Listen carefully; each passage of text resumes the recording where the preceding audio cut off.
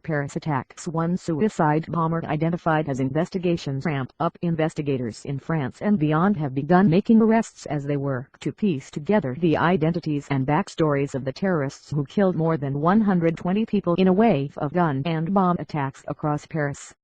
The Islamic extremist group ISIS has claimed responsibility for Friday night's coordinated series of deadly assaults, the worst violence in France since World War II.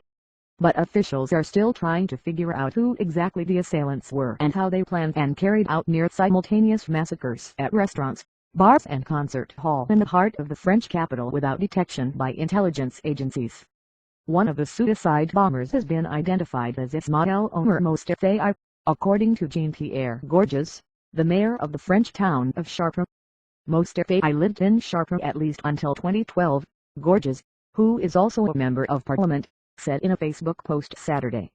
One attacker identified as French Molins, who didn't identify the attacker by name, said he was a 29-year-old French citizen with a criminal record from the southern Paris suburbs. The attacker was involved in the assault and hostage-taking at the Bataclan concert hall, where the highest number of casualties were caused Friday, according to the prosecutor.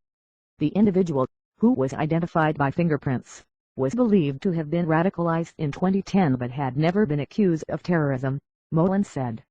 Raids in France, Belgium as investigations into the attacks ramped up.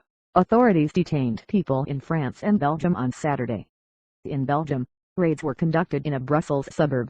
Justice Ministry spokeswoman Sigil Lacker said at least one of the raids is connected to the Paris attacks, according to a Western intelligence source, who is in contact with French and Belgian intelligence services.